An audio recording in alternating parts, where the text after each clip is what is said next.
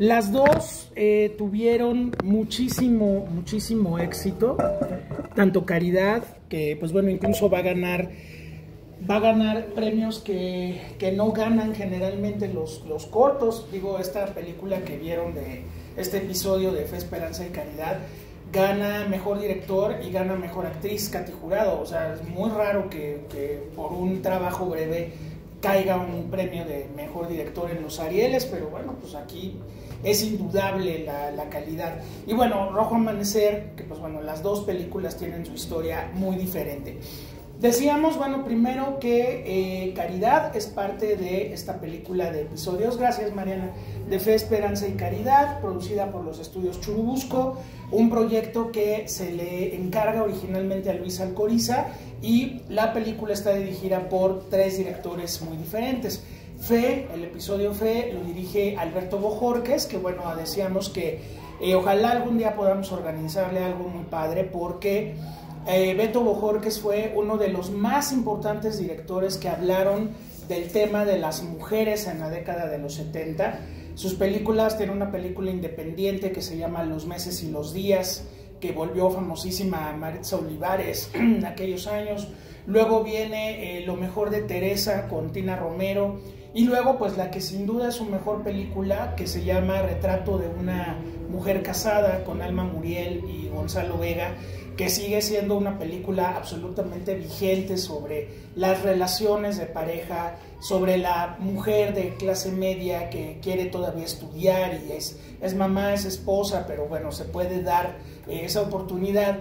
Y una película muy dura, muy dura, muy crítica sobre las mujeres. Entonces, uno es Beto Bojorquez, quien dirige Esperanza pues es Luis Alcoriza, que pues es un director que trae toda una formación impresionante, primero como actor, luego como uno de los guionistas más exitosos del cine mexicano. Trabajó en más de 10 películas con Luis Buñuel como co-guionista, es el autor del guión del Esqueleto de la señora Morales, luego se vuelve director, exitosísimo también, tiene pues la nominación al Oscar por Tlayucan, Tiburoneros, que es una obra maestra, Mecánica Nacional, que es uno de los más grandes éxitos del cine mexicano. Él dirige Esperanza, y bueno, Jorge Fons dirige Caridad. Jorge Fons, recuerden ustedes que pues es uno de los primeros egresados de una escuela de cine en México. Él fue de la primera generación del Centro Universitario de Estudios Cinematográficos de la UNAM, el CUEC, que ahora es la Escuela Nacional de Artes Cinematográficas.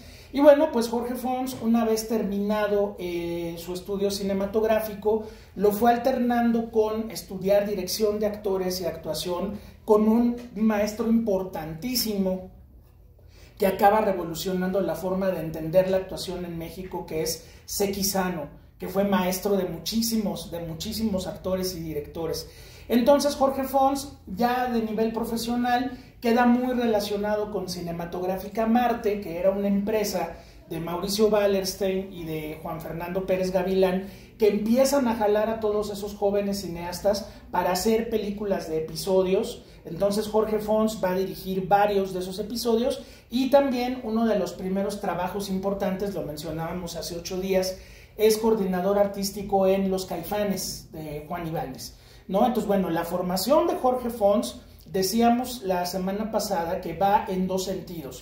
Por un lado, un autor que le interesa mucho esta base popular que ha retratado el cine mexicano desde siempre, y hablábamos de pues particularmente 2 directores que anteceden a Jorge Fons en este interés, Ismael Rodríguez y Alejandro Galindo. Uno desde la perspectiva del barrio en las películas de Pepe el Toro, y el otro pues que retrata tanto al barrio como a la clase media de los años 40, de los años del alemanismo, con Una familia de tantas, o Esquina Baja, o todas esas grandes películas de Alejandro Galindo, Campeón sin corona también, desde luego. Entonces Jorge Fons en Caridad pues tiene la oportunidad otra vez de crear uno de estos repartos del cine mexicano, que ya por el propio reparto dice muchas cosas, ¿no? Los 4 actores principales son 2 actrices de Buñuel, una que es Katy Jurado, la otra que es Estela Inda, que pues es la mamá de Pedrito en Los Olvidados, ¿no? Katy Jurado está bellísima en El Bruto, que es una de sus grandes películas, Y por el otro lado, pues otros dos grandes actores de la época de oro y de la ya no tan época de oro. Uno es Pancho Córdoba, que hace el papel del zapatero, y el otro es Julio Aldama, que pues era el actor, uno de los actores favoritos de Luis Alcoriza. Él es el de Tlayucan, por ejemplo, y en Tiburoneros también está maravilloso Julio Aldama.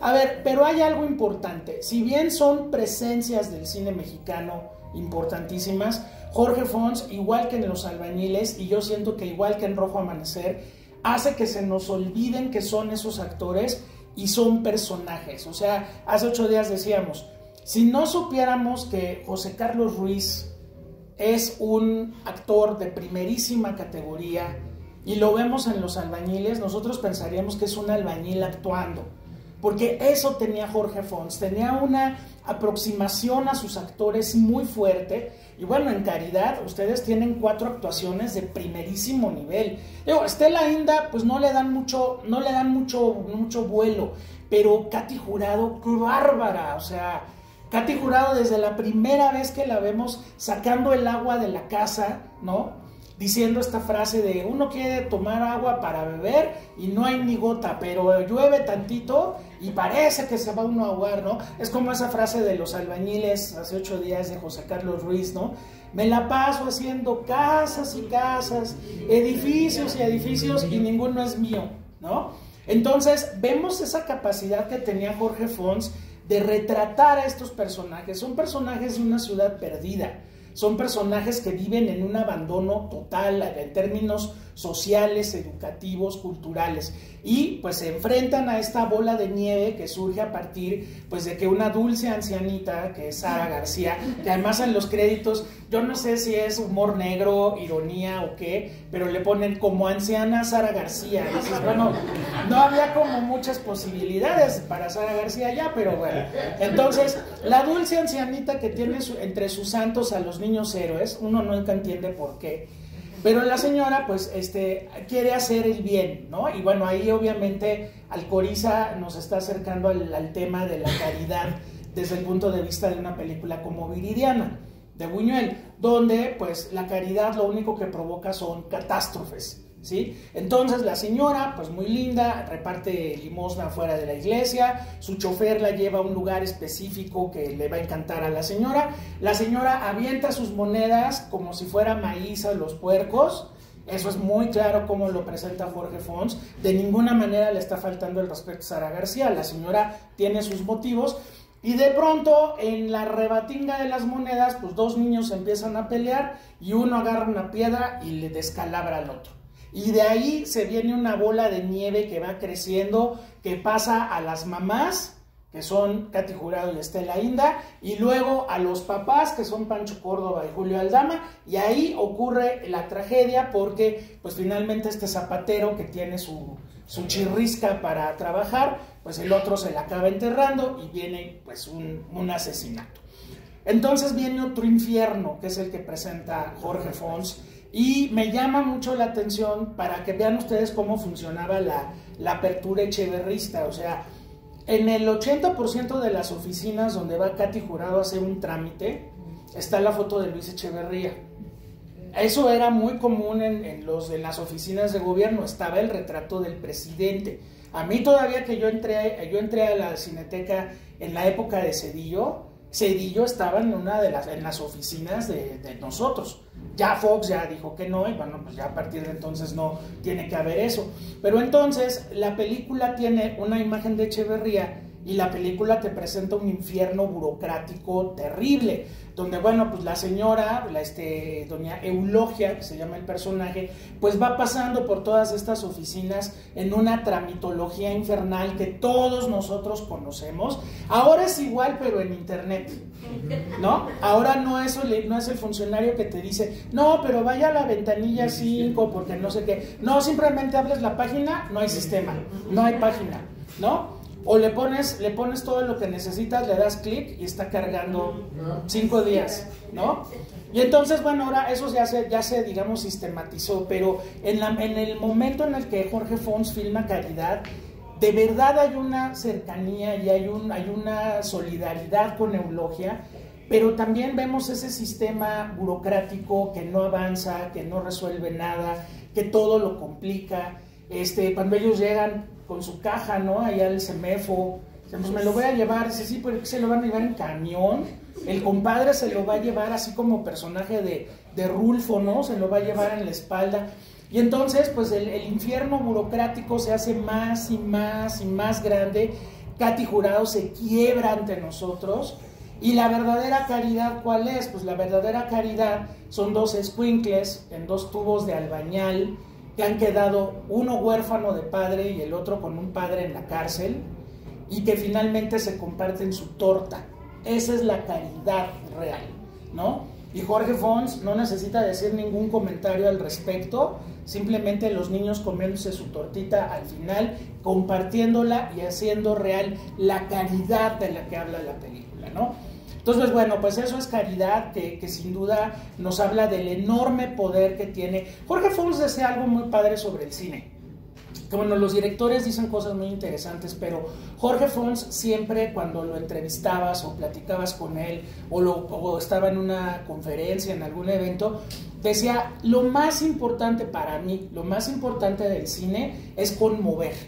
O sea, dice, yo no te puedo contar una historia sin que te conmuevas, porque entonces no hice mi chamba, no hice que sintieras tú que el cine te puede mover hasta adentro, ¿no? Entonces, bueno, pues esa dirección de actores y esa capacidad de sacarle al actor lo máximo que se pueda para crearte un personaje que te repele y al mismo tiempo lo entiendes y al mismo tiempo, digo, porque sí, la señora sufre horriblemente, pero al niño lo tiene en un estado de tortura permanente. Por ejemplo, ¿no? A Pinolito, que luego es el protagonista del documental de Roberto Fiesco, el de Quebranto, ¿no? Luego se volvió una persona transgénero, ¿no? Es el niño, Pinolito. Entonces, todavía dejan la caja atrás de la Coatlicue ahí en el CEMEFO, y antes de entrar a la oficina, Katy Jurado le mete un arrastrón ahí, y son arrastrones reales. O sea, cuando Pinolito, bueno, Coral Bonelli, como se llamaba ya al final de su vida, Coral contaba, ¿no? Dice que de repente Jorge Fons les decía, a ver, la indicación de dirección es, en la escena de los niños, pártanse la madre. Esa es la dirección. Y entonces, pum, así, pégale, pero pégale en serio. Y entonces, pues sí, digo, obviamente la pedrada está más falseada, pero la madriza entre los chavitos es real. Y a Katy Jurado, dice Pinolito, que lo mantenía en un estado de terror constante, porque así llegaba así Katy Jurado, que además era muy entrona, y llegaba y a ver, qué chiscuicle, que no sé qué, o sea, ya venía en el personaje de Eulogia. Entonces sí llegaba y lo pellizcaba y lo empujaba. Esa escena, por ejemplo, con el cuerpo de Julio Aldama en la morgue, y te le dice, mira, arrastrado lo que hiciste, que no sé qué. Esa escena es real, desde luego. Y bueno, pues obviamente Jorge Fons ha tenido que tener todo un cuidado muy grande, particularmente con sus actores más jóvenes, ¿no? Como Pinolito o como Ademar Arau aquí en Rojo Amanecer, que digo, ese final ha de haber sido espantoso, filmarlo con un niño que, pues sí, sabe que es una ficción y sabe que todos sus compañeros actores están muertos, están representándose muertos, pero pues la emoción es la emoción, ¿no? O sea, imagínense, qué duro. Entonces, bueno, eso es caridad. Y Jorge Fons, pues bueno, después dirige Los Albañiles. Tenemos este periodo larguísimo donde no sabemos casi nada de la obra de Jorge Fons, porque se dedica a la televisión, se dedica al documental, al teatro. Obviamente tiene una base de amigos increíble. Lo último que hace es un documental sobre Vietnam, se lanza a Vietnam en 1977, filma un documental que se llama Así es Vietnam, para registrar pues cómo había quedado ese país después de esa guerra terrible que vivieron con los Estados Unidos, esa intervención militar que vivieron. Y un buen día, pues Jorge Fons recibe un telefonazo de Héctor Bonilla. Y Héctor Bonilla le dice, oye maestro, ¿cómo estás? Oye, qué padre. Oye, mira, tengo un guión que en ese entonces se llamaba Bengalas en el cielo, era el primer título del guión. Dice, lo hizo Javier Robles, tú lo conoces. Javier Robles, nosotros hablamos de él el mes pasado porque es guionista de Las Poquianchis con Tomás Pérez Turrent y guionista ya total de Los Motivos de Luz. Entonces ya hablamos de Javier Robles. Entonces dice: Javier, presenta este guión y pues yo quiero que hagamos la película y quiero que tú la dirijas. Yo sé que tiene muchos años que no dirige cine, pero me gustaría que tú le hicieras, ¿no? Entonces, bueno, pues movido por su amistad con Héctor Bonilla, movido por todo el equipo que se está juntando alrededor de la tal Bengalas en el cielo, pues Jorge Fons dice: sí, me aviento la película. A ver, ¿en qué condiciones? Las condiciones, o sea, Rojo Amanecer tiene como 3 episodios muy importantes para que pudiera existir. El primero fue, pues bueno, una producción independiente totalmente, o sea, el productor, el dinero venía directamente de Héctor Bonilla, Sofía Álvarez, que la conocen todos ustedes. Bueno, Sofía hacía toda la coordinación de producción. Otro personaje importante, no tiene crédito, pero fue muy importante, fue Alejandro Bichir, el papá de los Bichir. Y entonces, pues entre todos hacen una producción muy, pero muy somera, de poder tener en unos estudios acá por San Ángel, en un estudio, recrear un departamento de Tlatelolco. Entonces, hay varias dudas que seguramente ustedes tienen en cuestión de la copia que vimos. Por ejemplo, el sonido de Rojo Amanecer siempre ha sido mal sonido, y esto ya es la copia restaurada, pero por una razón: el sonido fue completamente directo, y el sonido además, pues en este estudio de repente rebotaba en todos lados, se oye una especie de eco todo el tiempo en la película, pero así es, y así se oye en el cine, yo me acuerdo además. Y por ejemplo, cuando está encendido el quinqué, todo el tiempo se oye como... ¿Qué es eso, no? Bueno, si afuera está lloviendo, pero... Cuando están los diálogos, como ¿por qué? Pues porque el quinqué estaba ahí y el sonido se hizo de forma directa, no hubo un trabajo, porque la película no tenía esos medios en ese momento. Total que, pues bueno, empieza la filmación, tenemos a María Rojo, tenemos a Héctor Bonilla, tenemos a Jorge Fegan, el abuelo, que es un actorazo boliviano que llegó a México en los años 70 y que lo vimos en Canoa, y lo puede ver uno en el Apando, es el que pasa, ¿no?, a verlos, pasa a darle su vuelta al Apando, de esos apandados se quieren agasajar, ¿no? Nada más que les va a salir más carioca, ¿no? Ahí está Jorge Fegan. Entonces, bueno, Jorge Fegan aquí es el abuelo maravilloso. Pues los 2 hijos Bichir, Demián y Bruno, que son los más chicos, pues aceptan hacer los personajes de los hijos. El niño es Ademar Arau, que es nieto de Alfonso Arau e hijo de Fernando Arau, del Cachún, es hijo de Fernando Arau. Entonces, bueno, con ese reparto principal se hace la película. Luego entra Marta Aura, que tiene un papel chiquitito, pero ahí está Marta Aura. Los militares que llegan acompañando al abuelo cuando va por la nieta, pues uno es Carlos Cardán, que también lo vimos en sopetecientas películas, y el chaparrito, no sé si lo alcanzaron a ver, es Roberto Sosa, el papá de los Sosa, que es uno de los muchachos de Canoa, el de la manita cortada, y pues bueno, que aquí no tiene ningún diálogo, pero es el militar que está pegado todo el tiempo acá. Los otros 3 personajes, los que hacen los miembros del Batallón Olimpia, esos aparecieron después por una sencilla razón. El rodaje de lo que fue Bengalas en el cielo empezó a tener retrasos muy importantes porque se acababa el dinero. Y entonces tenían que esperar 1 o 2 semanas, caía dinero, volvían a filmar. Y bueno, son de esas películas que se acaban más por el amor al arte de los que participan, que porque el dinero fluya o no fluya. O sea, de repente cayó dinerito, vamos a adelantarle otro tramo y otro tramo. Pero llega un momento en que se van a filmar a Tlatelolco. Llegan al edificio Chihuahua, obviamente pidieron autorización a la gente del edificio, lo que se hace siempre.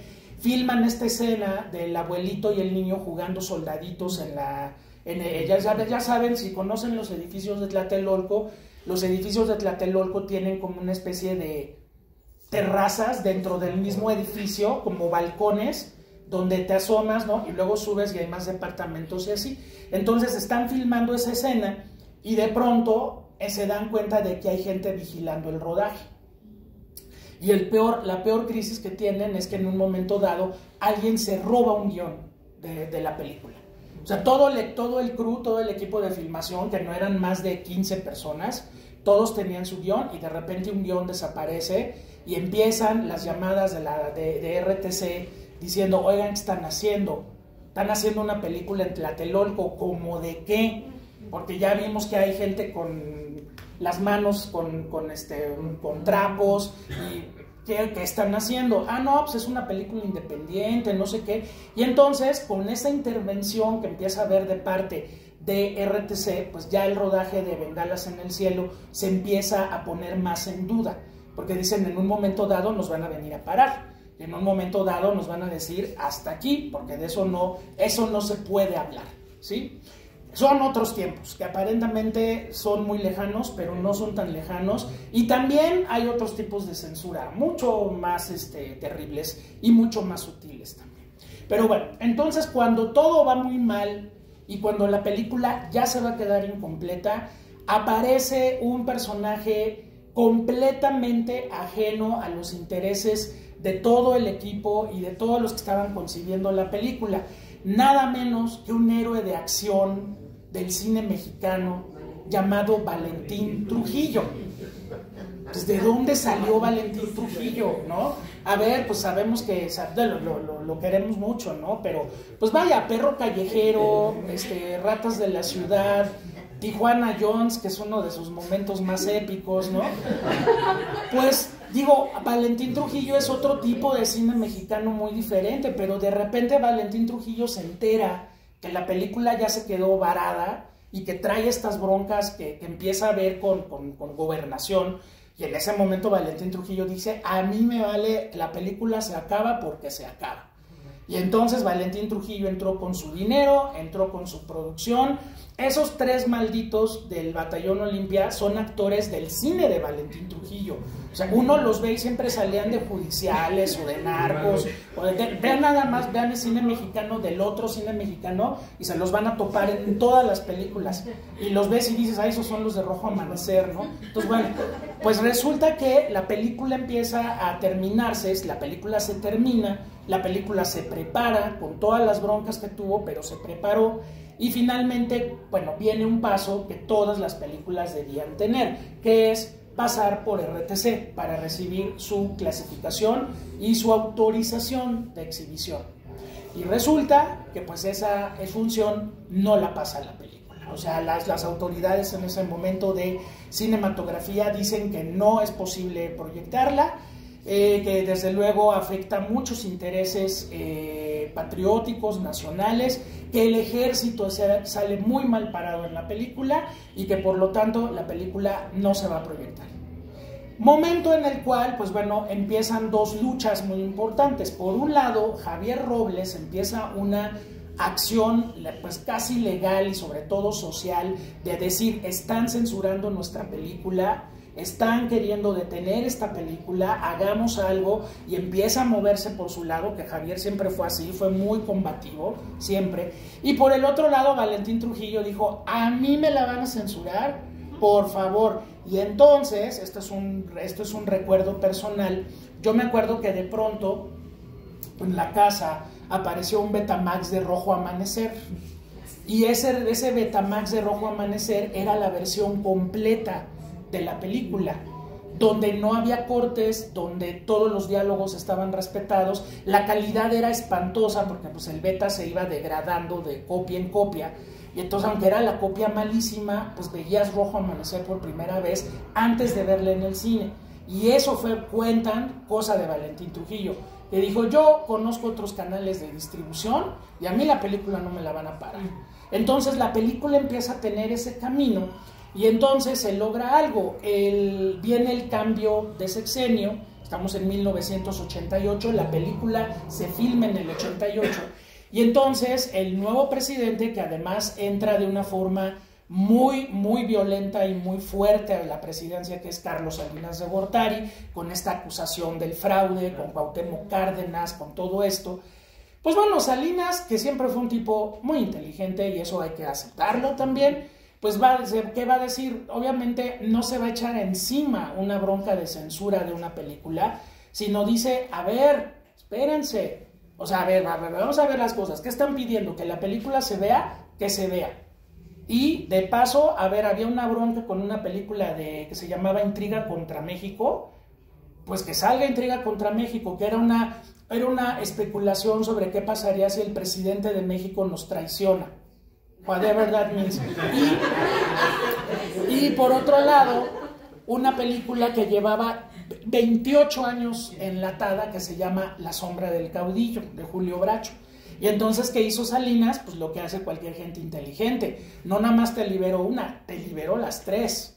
Para que no digan que en mi sexenio va a haber censura. Incluso la muerte del cine de albures y encueradas, como decía Emilio García Riera, se da porque Salinas en el 91 aprueba la pornografía hardcore en México.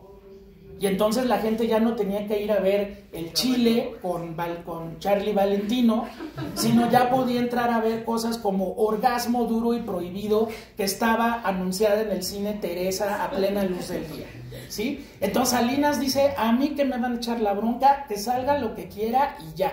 Pero todavía faltaba un filtro importante, que es la Secretaría de la Defensa.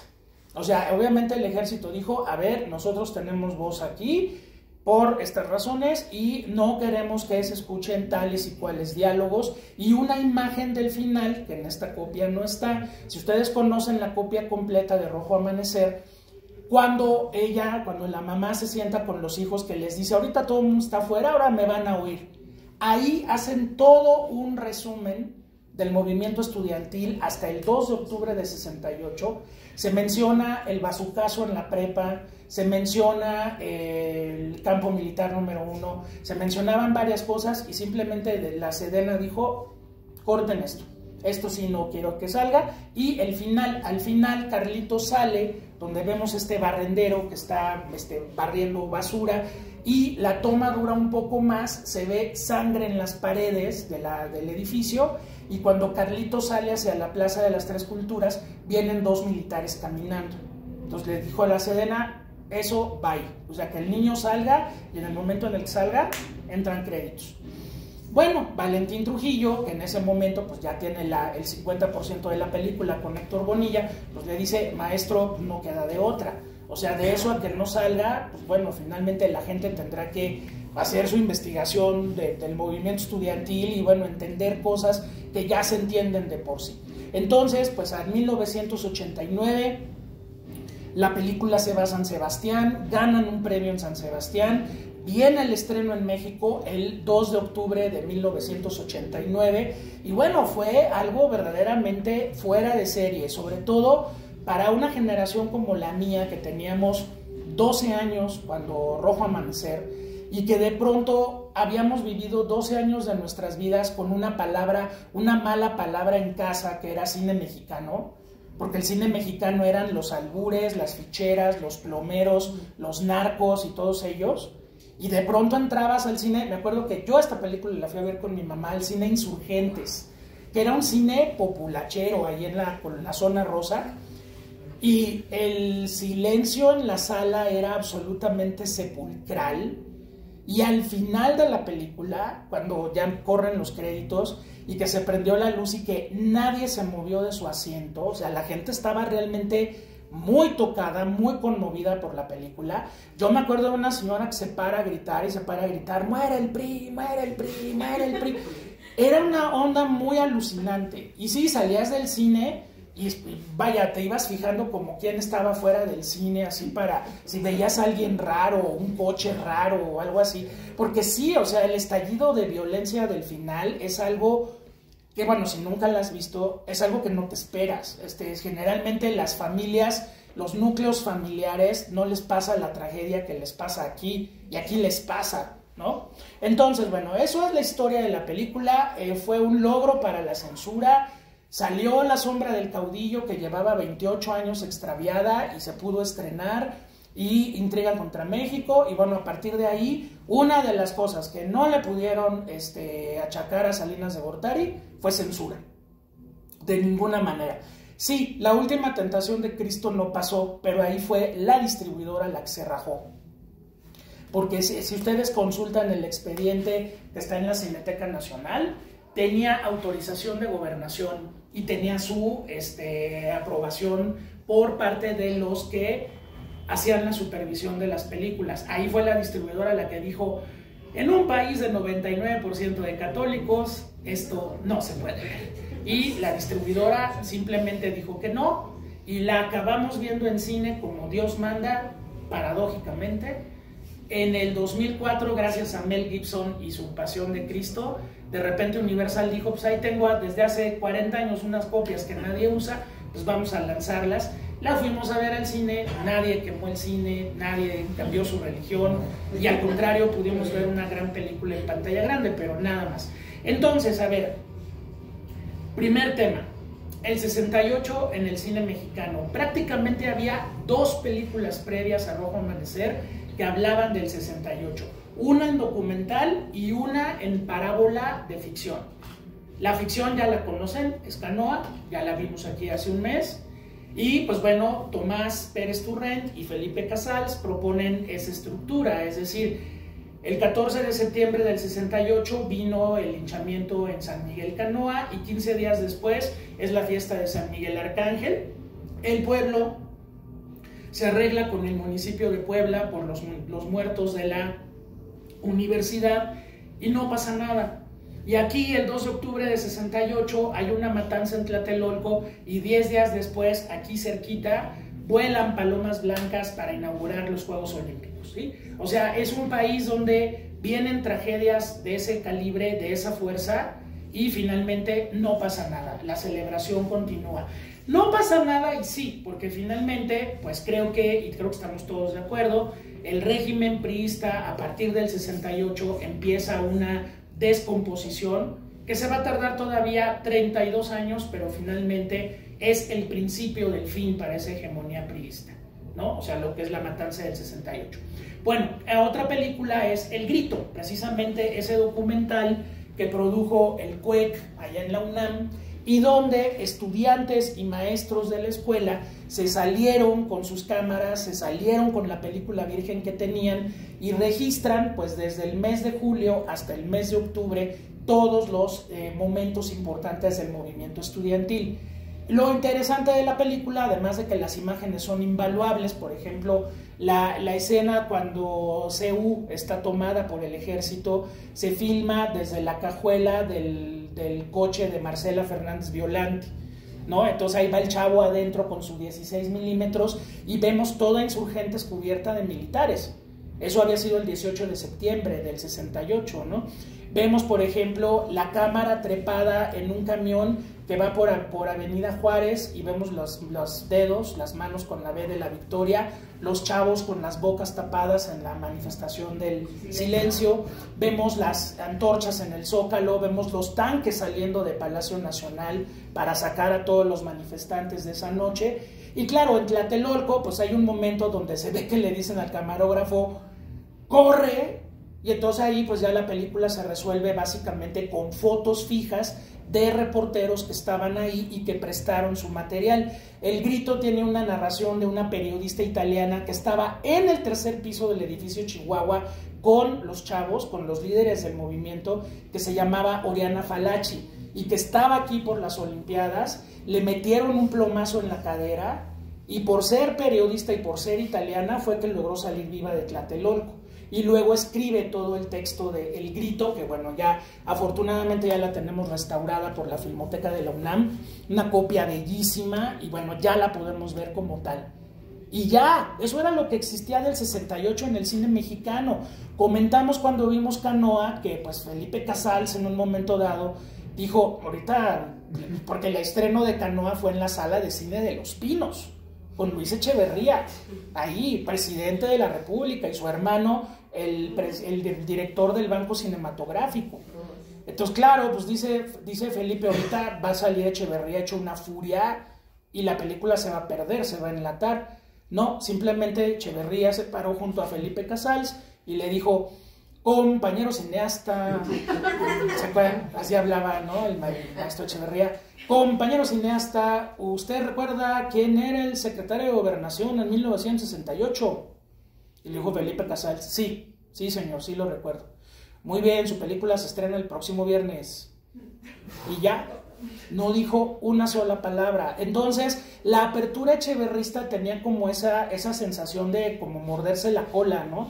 O sea, aceptamos cosas, por ejemplo, o sea, un madrazo de cómo retratar la burocracia en el caso de Caridad, pues cualquier gobierno te censura la película, porque obviamente está poniendo mal al gobierno, pero al mismo tiempo Echeverría decía, déjenlos, esa es la apertura, ellos pueden decir lo que ellos quieran, nosotros tendremos nuestros datos, siempre habrá otros datos, ¿sí?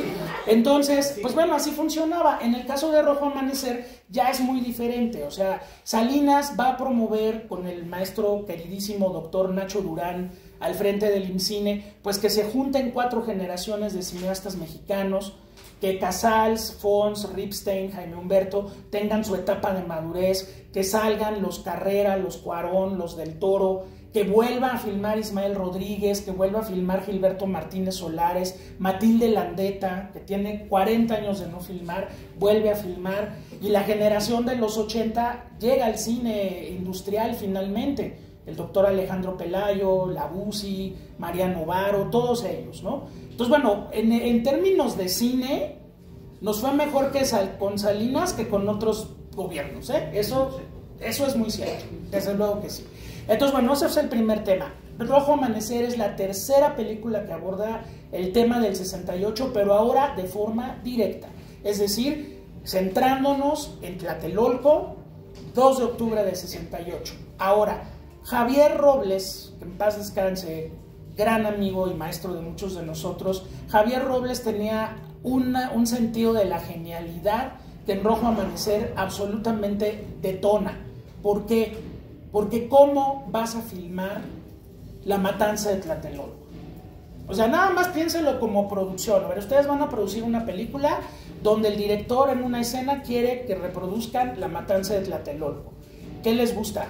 ¿2,000 extras mínimo? Vestidos todos de época del 68, porque si no, no se puede. Tienes que meter soldados, tienes que meter al Batallón Olimpia, tienes que meter armas, tienes que meter tanques que entraron a la plaza. O sea, tienes que meter muchas cosas. Y luego alguien diría, ¿y para qué? O sea, para recrear algo que además nadie queda todavía muy claro cómo fue, no tiene sentido. Entonces, en el 88, que Javier escribe esto, dice, bueno, vamos a hacer la matanza desde adentro del departamento. Y con efectos de sonido puedes resolver perfectamente el entorno y, menciono, eso vuelve mucho más aterrador a Rojo Amanecer. O sea, si viéramos a los soldados clavándoles bayonetas en la cabeza a la gente, sería una cosa, pero el no ver qué está ocurriendo allá afuera y escuchar los gritos y escuchar los cristales que se revientan y las metralletas y los tanques, es mucho más aterrador por lo que tú te estás imaginando, ¿sí? Entonces eso es un rasgo de genialidad de Javier Robles, o sea, por eso nadie se espantaba cuando leía el guión de Rojo Amanecer. O sea, pues sí se puede, claro que se puede hacer, ¿no? Y se hace en la película. Entonces, júntate estos grandes actores que tienes en la película y que vuelven a los personajes tan entrañables, y júntate un tema clave que es el tema de la familia. O sea, si fuera la historia de un grupo de chavos que escapan de la matanza y se meten a un departamento, sería otra película completamente distinta. Como partimos de una familia que además Jorge Fons nos la retrata, pues como se para cualquier familia de la CTM Culhuacán o de Tlatelolco o de lo que sea, a las 7 de la mañana, todo el mundo esperando el baño, obviamente.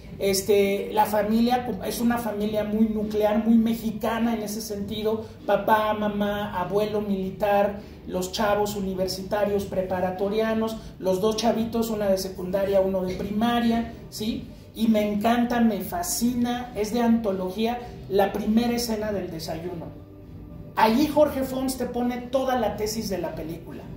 Están desayunándose un huevito con jamón, ya se van a ir a la escuela, andan en el rush de iniciar el día, el cafecito. De repente la hija se levanta a aprender La Pantera con La Hora de los Beatles, que en ese entonces estaba en La Pantera, y empieza la conversación y empieza la discusión, pues, de oír música de jotos, cito textualmente la película, que jotos que cantan con el pelo largo y vestidos como indigentes. Todavía el papá les dice, ¿a poco le entienden lo que cantan? Sí, papá, sí entendemos, ¿no? y de pronto hace la discusión del pelo largo, ahí es donde se prende la mecha, ¿no? No, Napoleón andaba de pelo largo, abuelito. Sí, pero Napoleón fue el genio militar de la historia, pero cuando fue emperador ya se cortó el cabello, ¿sí? Y entonces el cura Hidalgo y sus melenas, puta, no. Ahí empieza la bomba, ahí es donde explota la bomba, ¿no? Entonces, el abuelito es el abuelito. O sea, el abuelito es un señor, como dice, y tiene... Me encanta que la película no juzgue a nadie y que todos tengan sus razones. El abuelito dice, estos pendejos gritando lo que gritan, de que no quieren olimpiada, quieren revolución, yo sí viví una. ¡Auch! ¿No? O sea, es una razón muy fuerte. Yo sí viví una revolución, yo sí peleé en una revolución. Estos no sé qué quieren, ¿sí? Y luego de ahí te pasas con los dos preparatorianos universitarios, los dos bichir, sensacionales los dos, por cierto, y bueno, pues ellos están en el pliego petitorio, y en esto, y en lo otro, y están muy ciertos del movimiento. Una mamá que es Alicia, que es María Rojo, que está en los dos mundos, ¿no? O sea, por un lado tiene al papá, por otro lado tiene al marido, que es funcionario del Departamento del Distrito Federal, Jóvenes, así se llamaba la Ciudad de México antes de ser CDMX, era el Departamento del Distrito Federal. Entonces, pues está entre esos dos mundos, pero también quiere entender a sus hijos, pero también tiene hijos más chicos, y lleva la casa, y lleva los gastos, y lleva toda la administración de ese hogar de clase media Tlatelolca, ¿no? Los dos chavitos chiquitos, pues bueno, están en la onda de los hermanos, y también ya están empezando a tener actitudes más de zafarse, ya no son los niños de una familia de tantas, ¿no? Ya no para nada. Pero de pronto viene este remolino histórico que los va a acabar abrazando. ¿Cómo se va construyendo ese suspenso? Es muy padre. Primero se va la luz. Uy, pues ya no agarró la licuadora. Luego se va el teléfono. Ya no hay comunicación, ya no hay nada. Y luego el abuelo y el nieto están jugando soldaditos en la terraza, y de pronto suben estos cuates con sus esparadrapos, ya muy entrados en bronca, y el abuelo dice, estos están haciendo algo se está preparando aquí. Bueno, continúa la velada, continúa la tarde, llega la tarde, viene la matanza, y luego viene este encuentro entre Alicia y esta mujer que está protegiendo a su familia, y que finalmente se tiene que abrir a lo que los otros muchachos van a necesitar. Particularmente el personaje del estudiante herido, que eso es una gran aportación que hizo Jorge Fons por algo. Él estaba buscando un muy buen actor joven para eso, y entonces le pasaron el tip a Eduardo Palomo. Ustedes dirán, Eduardo Palomo, el guapísimo Juan del Diablo, ¿verdad? Que se murió en su prime, estaba más guapo que nunca cuando se murió, y además yo tuve la oportunidad de conocerlo, era un tipazo, era un ángel ese cuate. Pero pues, de repente Eduardo Palomo le dijo a Jorge Fons, oye, yo quiero salir en tu película, ya me dijeron que está bien padre. Y le dijo Jorge Fons, pero pues ¿de qué? O sea, dime de qué, ¿no? Y que le dice eso Jorge Fons, dice, ¿sabes qué? Dice, te quiero decir algo muy en serio y no lo tomes a mal, pero eres muy guapo, cabrón. O sea, no me das el tipo de lo que yo necesito para Rojo Amanecer. O sea, imagínate que son chavos del poli, que en ese momento los chavos del poli eran sobre todo chicos que eran hijos de campesinos, de obreros, ¿sí? Y entonces dice, pues tú del poli no la haces, cabrón. O sea, tú eres de la Ibero, o sea, no. Y que entonces le dijo Eduardo Palomo, ¿me quieres feo? Me pongo feo. Tú dime qué hago. Y dijo, bueno, a ver, déjate crecer la barba, el pelo, y pues a ver qué más puedes hacer. De pronto un día le llega Eduardo Palomo convertido en eso, en un cuate pasadísimo de peso, se dejó de lavar el cabello y se lo dejó crecer durante meses, se dejó la barba y llegó y le dijo, ¿cómo me ves? Y le dijo, vas, o sea, te la compro. Y de verdad uno cuando ve la película y piensa en Eduardo Palomo dices, híjole, no, de repente por los ojotes claros, bellísimos, que le retrata 2 o 3 veces Jorge Fons, te das cuenta que es Eduardo Palomo, pero manejó la voz hacia abajo, además el personaje pues está prácticamente en la penumbra, ¿no? O sea, está más iluminada la herida que el rostro, y ese rostro cuando lo vemos es un rostro sudado, es el rostro pues de alguien que tiene una herida de bala, pues, ¿no? Entonces, qué bien está Eduardo Palomo y qué bien están, bueno, hasta los malditos del final, o sea, de verdad si te los encuentras aquí afuera en Río Magdalena, corres, o sea, los ves y son la brutalidad andando, ¿no? Pero eso es el talento de Jorge Fons, y la película tiene eso. A ver, ¿por qué El Padrino nos gusta? Porque ya lo hemos dicho alguna vez, ¿por qué El Padrino nos gusta? Porque no es una historia de gángsters, es una historia de una familia, y de un papá, y de unos hijos, y de hijos que se mueven, de responsabilidades, de tiempo que nos falta con la familia, ¿sí?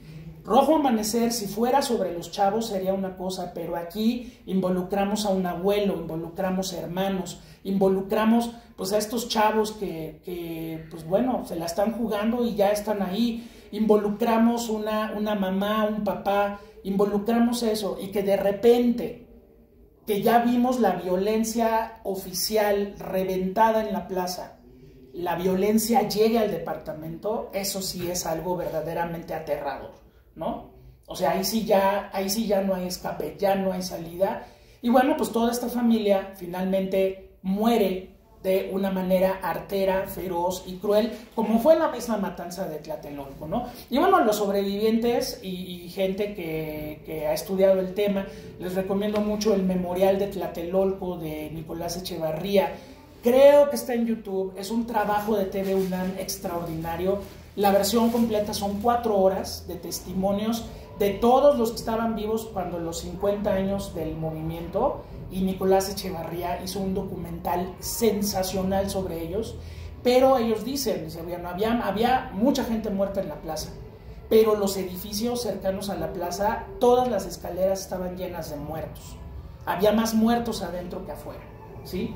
Entonces, bueno, Rojo Amanecer, dentro del panorama de para Jorge Fons, es una película de regreso, es una película de volver a tener esta capacidad de conmover, y de, en un espacio cerrado y en una película súper castigada de producción, poder tener una gran película que además pues abrió nuevos temas y le ha abierto al 68 nuevas posibilidades, ¿no? Ya tenemos el Tlatelolco de Carlos Volado, tenemos Olimpia, que es esta película hecha con rotoscopio, o sea, ya tenemos muchas más películas del 68 en el cine, y que pues seguramente vendrán todavía más, porque sigue siendo una asignatura pendiente importantísima, ¿no?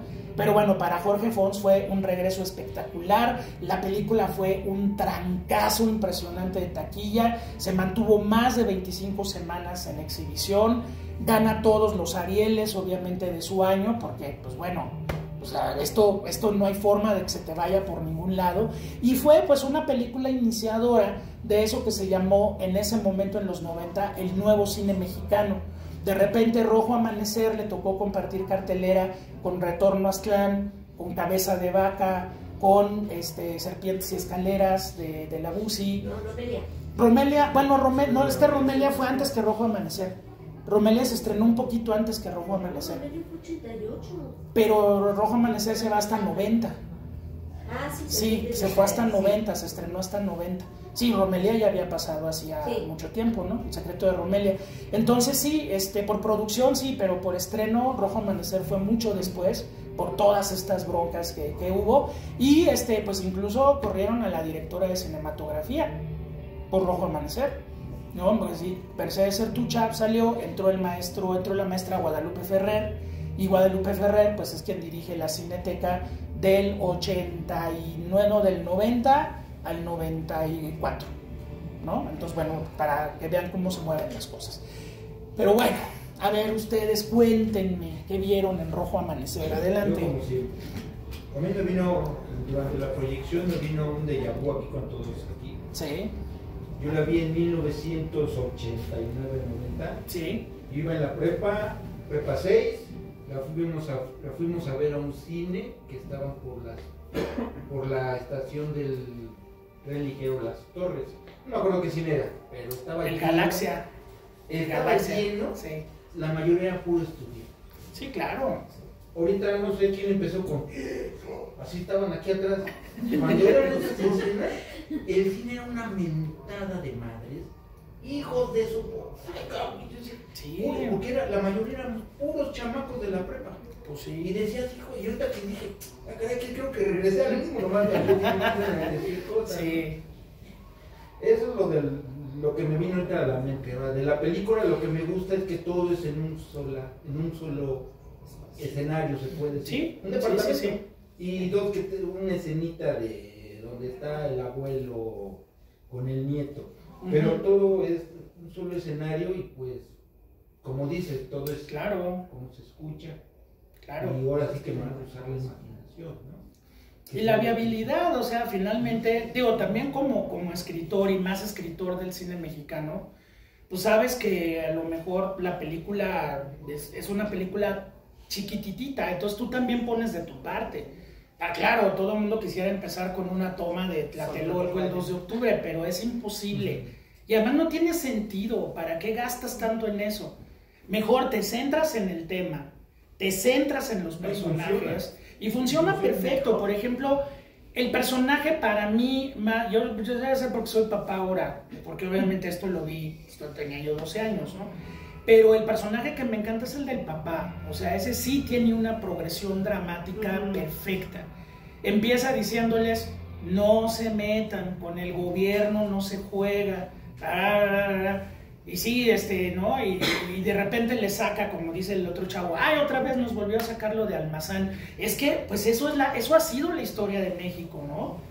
Lo que cuenta Héctor Bonilla, si ustedes no saben la historia, bueno, pues es en la época de Portes Gil, donde de pronto hay un candidato que ganó la presidencia, se supone, que es Humberto Almazán, y entonces los almazanistas se lanzan a defender el voto, y sí, vamos, y de repente Almazán les dice, no, ganó aquel, yo ya no. ¿Y qué hizo? Pues como decía Álvaro Obregón, pues un cañonazo de 50,000 pesos, y los almazanistas se callaron la boca, ¿no? Entonces les saca ese ejemplo como para decirles, la política no vale la pena, esos juegos no valen la pena, ustedes se están metiendo en algo que no saben quiénes están operando realmente. En mi familia, por ejemplo, hay dichos y entredichos de esa época.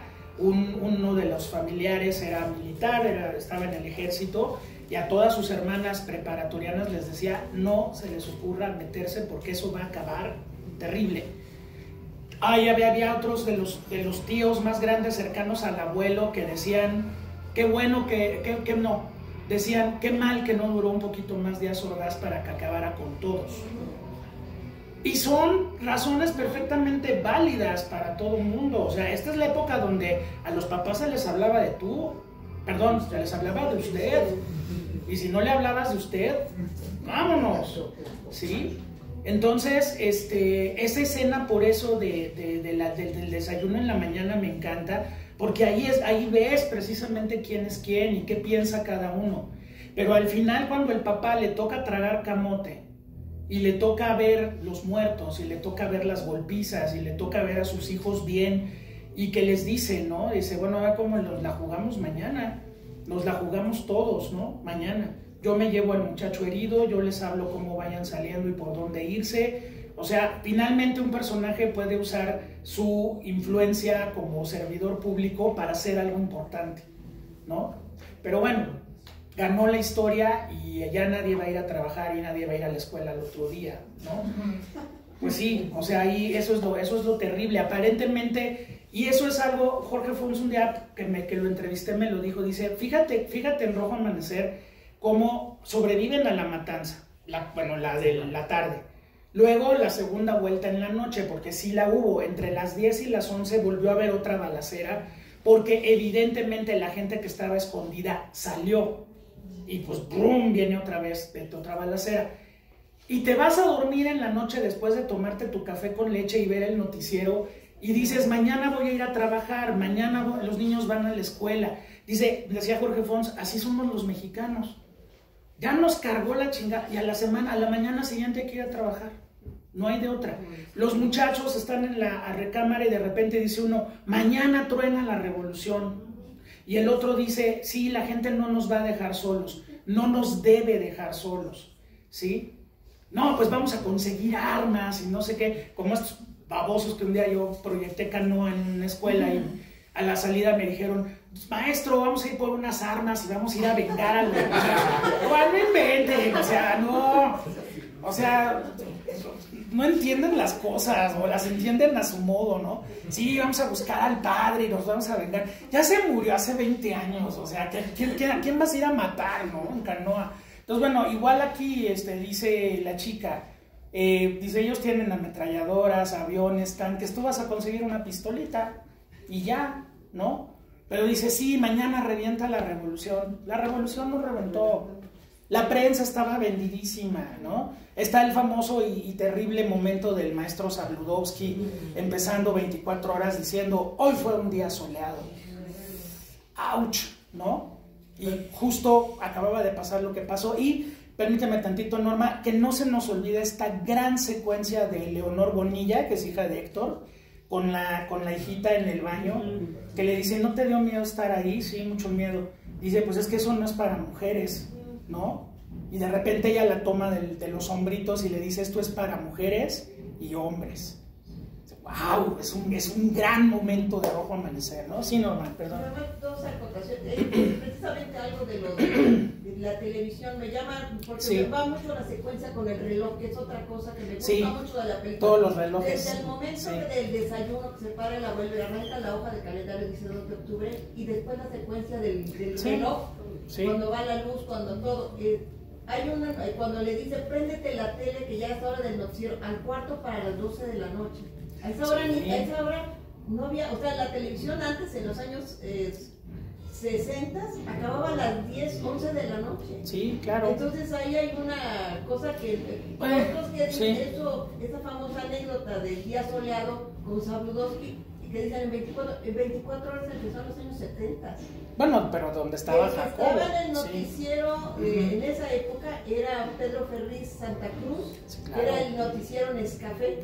Exactamente. Yo digo, se lo han atribuido a él. Hasta el día de hoy yo no he visto, obviamente no existía el videotape como ahora. Sí, no hay ningún testimonio, siempre lo he oído de boca en boca, digo, sin defender a Zabludovsky, que sabemos lo que significó para el periodismo en este país, pero siempre he oído esa anécdota del día soleado, y sobre todo lo repiten mucho los chavos cuando no saben siquiera cómo era la televisión. No saben quién es Zabludovsky. Y no saben quién es Jacobo. Entonces quería comentarte, esto lo platiqué con Héctor Bonilla, que tuve el gusto de conocerlo, que le pregunté precisamente de la censura de la película.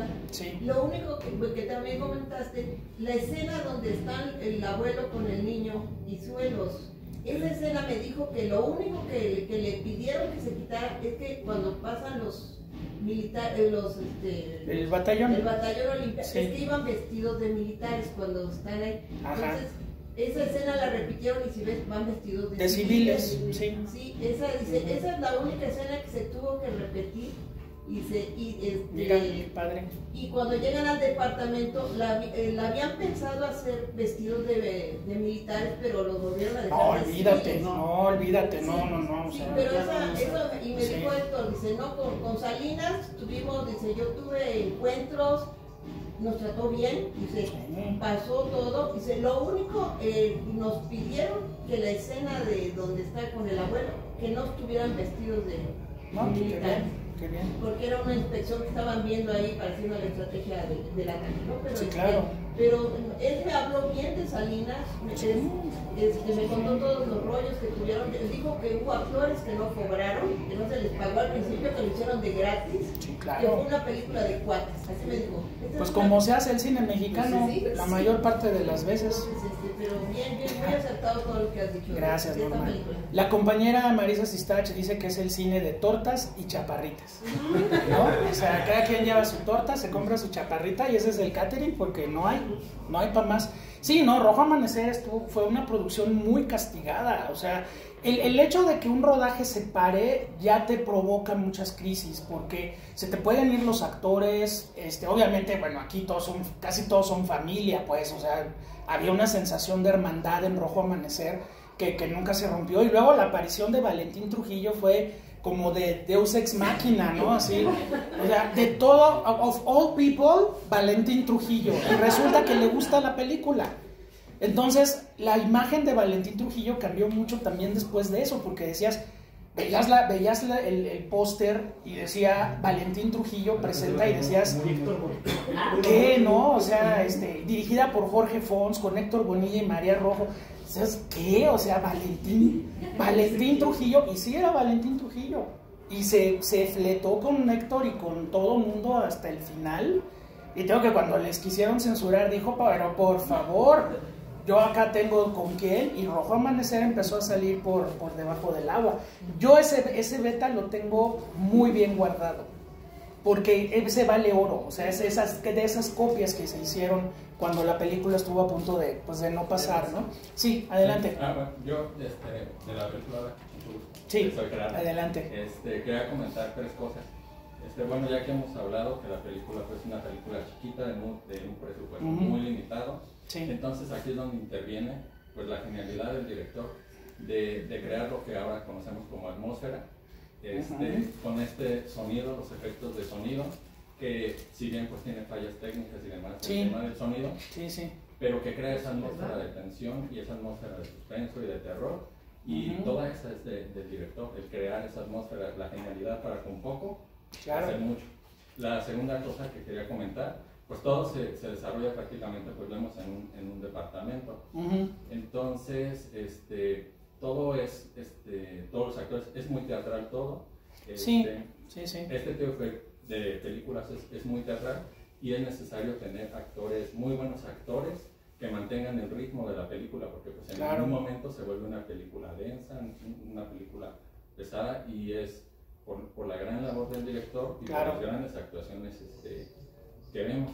Y la tercera cosa que quería comentar es el personaje de María Rojo, que bueno, sabemos que en México es fundamental la figura de la mamá en la familia, y ella finalmente, aparte de cuidar a su familia, se convierte en mamá de los demás estudiantes que llegan heridos al departamento.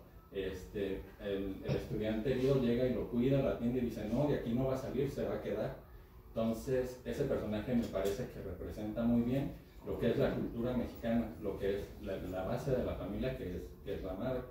Entonces, pues nada, eso quería comentar. Gracias, Gerardo. No, sí, o sea, y eso es lo que hace a la película tan entrañable, o sea, dependiendo de nuestras experiencias de vida, pero esos desayunos temprano, esas mamás que, la mía nunca fue así, pero hay mamás que sí, se paran temprano, hacen el desayuno, luego están ya preparando la comida, luego la preparación de la merienda, y lo que mencionaba Norma de los relojes, ¿no? O sea, no es solamente que llevamos una cronología que va a terminar a las 7 de la mañana del otro día, sino que es los horarios de la familia, o sea, a qué hora Héctor Bonilla se para a las 7, debe entrar a las 9 a la oficina, entonces va a las 8, el abuelo ya va por las cosas de la merienda a las 10 de la mañana, pues los 2 chavos que están en la huelga, pues no van a ningún lado, porque pues están en el movimiento, ¿sí? Y luego viene la salida de la escuela, y luego viene, o sea, es como esas rutinas de cualquier familia mexicana de clase media, que finalmente la película toma y Jorge Fons recrea de esa forma tan perfecta, ¿no? Ahora, es un ejemplo de economía de medios, o sea, no necesitas una superproducción para hacer una película que se le quede a la gente de una manera tan profunda. Y claro, mencionaste que puede ser o podría, yo diría podría nada más, llegar a ser muy teatral. Algunos, por ejemplo, de los chavos jóvenes, de los estudiantes, de repente sí dicen sus parlamentos como si estuvieran en obra de teatro. Pero bueno, son chavos, ¿no? Y no tienen la formación de los bichir, que a los bichir todos les sale de una manera natural, increíble. Cuando se levantan los dos y que el otro le pone la calceta y que le pone el sobaco y Demián Bichir lo hace a un lado, pues yo me imagino que así se levantaban algún día Demián y Bruno, ¿no? Entonces, a ver, les pones la cámara y a ver, moléstalo, chíngalo y el otro defiéndete, ¿no? O sea, a ellos les sale de súper natural. Los otros chavos sí son sí, yo estaba en medio de la plaza, o sea, pues son como testimonios, ¿no? Pero ¿qué ayuda a que la película no sea una obra de teatro filmada? El montaje, la puesta en cámara de Jorge Fons. O sea, finalmente, estos rostros que retrata hacia arriba cuando ellos se asoman a la ventana, eso es cine. La escena de Héctor Bonilla cenando con ellos, que se terminan tomando de las manos, eso es cine. O sea, nunca se siente teatro y eso es increíble, ¿no? Hay montaje, hay puesta en escena. Miguel Garzón, híjole, el trabajo de foto es muy castigado también. De repente parece que la película no tiene un solo foco, pero se va resolviendo. Resuelve bien lo de las velas, resuelve bien lo del quinqué y ayuda mucho que no se vea tanto, porque le vas dando esta atmósfera, pues no solamente de que se fue la luz, sino de lo que está pasando allá afuera. Lo mejor es que no te veas, ¿no? Entonces, por eso les digo, hay momentos donde está el foco está más en el brazo del herido que en el rostro de Eduardo Palomo, que casi no se ve, o se ve muy ensombrecido, ¿no? Y también me llama mucho la atención cuando ya revienta la violencia revienta a plena luz del día. Eso también la vuelve más aterradora, ¿no? O sea, no es como en la noche que salen los monstruos llegaron al amanecer, llegaron como a las 6 de la mañana, ¿sí? Entonces, bueno, eso es lo que hace a Rojo Amanecer tan especial, ¿no? ¿Algún otro comentario que tengan? A ver, Estela y luego Laura. Sí, adelante, Estela. Bueno, respecto a Eduardo Palomo, creo que siempre se distinguió de